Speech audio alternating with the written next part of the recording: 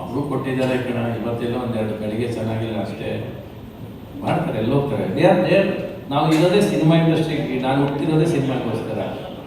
ನೀವೇನಂದ್ರೆ ಹೇಳಿ, ಸಿನಿಮಾಗೋಸ್ಕರ ಏನು ಬೇಕಾದ್ರೆ ಮಾಡ್ತೀನಿ. ನನಗೋಸ್ಕರ ಹುಟ್ಟಿದ್ದಕ್ಕೆ ಥ್ಯಾಂಕ್ಸ್ ಅಂತ ಹೇಳಿದ್ದೀರ ಸರ್. ಈಗ ಸೊ ನಿಮ್ಮಿಬ್ರು ಕಾಂಬಿನೇಷನ್ ಅಲ್ಲಿ ಬಂದಿರೋ ಸಾಂಗ್ಸ್ನ ನಾವು ಇವತ್ತಿಗೂ ಕೇಳ್ತಾ ಇರ್ತೀವಿ. ಸೊ ನಮ್ಮೆಲ್ಲರ ಆಸೆ ಏನು ಅಂತ ಅಂದ್ರೆ, ಈಗ ಕ್ರೇಜಿ ಬ್ರಹ್ಮಗೆ ಅವ್ರು ಮ್ಯೂಸಿಕ್ ಮಾಡ್ತಾರೆ, ನೀವು ಡ್ಯಾನ್ಸ್ ಮಾಡ್ಬೋದಲ್ವಾ? ಅದೇ ಹೂವು ಅದೇ ಕೋಳಿ ಮರಿಗಳನ್ನ ನಾವೆಲ್ಲ ಮಿಸ್ ಮಾಡ್ಕೊಳ್ತಾ ಇದೀವಿ ತುಂಬಾ. ಓಕೆನಾ? ಯಾರು ಆ ಥರ ಕಲರ್ಫುಲ್ ಸಿನಿಮಾ ಮಾಡ್ತಿಲ್ಲ. ಸೊ ನನ್ಗನ್ಸಿದ್ದು ಎಲ್ಲ ಗ್ರಾಫಿಕ್ಸ್ ಅಲ್ಲಿ ಮಾಡ್ತಿದ್ದಾರೆ ಬಿಡಿ, ಆದ್ರೆ ನಿಮ್ ತರ ಹೆಣ್ಮಕ್ಳನ್ನ ನೀವು ಲೈಕ್ ಮಾಡೋ ರೀತಿ ಇದೆಯಲ್ಲ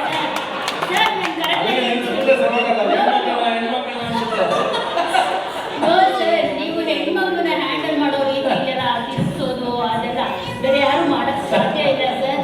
ಸೊ ನಿಮ್ಮಿಬ್ರು ಒಂದು ಕಾಂಬಿನೇಷನ್ ಅಲ್ಲಿ ಈ ಒಂದು ಈವೆಂಟ್ಗೆ ಒಂದು ಸಾಂಗ್ ಬರಲಿ ಅನ್ನೋದು ನಮ್ಮೆಲ್ಲರ ಇಚ್ಛೆ, ನಿಮ್ಮ ಫ್ಯಾನ್ಸ್ ಇಂದ ಹಿಡಿದು. ಮಾಡಿ ಈ ಸಾಂಗ್, ಈ ಕಾರ್ಯಕ್ರಮಕ್ಕೆ ಒಂದು ಹಾಡು ಮಾಡ್ಬೇಕಂತ ನೀವು. ಅದೇ ದೊಡ್ಡ ವಿಷಯ. ನೀವು ಹಾಡ್ ಮಾಡ್ಬೇಕು, ಡ್ಯಾನ್ಸ್ ಮಾಡ್ಬೇಕು, ಯಾರು ಹಾಡ್ ಮಾಡ್ಬೇಕು ಸರ್. ನಾವು ಇರೋದೇ ಹಾಡು ಮಾಡಕ್ಕೆ. ನಾವು ಇದ್ ಕಡೆ ಹಾಡು, ಈ ಶೋಗೆ ನಾವು ಒಂದು ಹಾಡು ಮಾಡದೇ ಇರ್ತೀವಿ. ಆ ಹಾಡು ಹೆಂಗ್ ಹುಟ್ಟುತ್ತೆ ಅನ್ನೋದೇ ಕುತೂಹಲ. ಅದು ಶೋಲಿರುತ್ತೆ ಸರ್. ನಿಮ್ಮಿಬ್ರದ್ದು ಈ ಒಂದು ಸಾಂಗ್, ಒಂದು ಹಾಡಿಗೆ ಇನ್ಸ್ಪಿರೇಷನ್ ಬೇಕಂತ, ಇನ್ಸ್ಪಿರೇಷನ್ ಪಕ್ಕದಲ್ಲಿರುತ್ತೆ.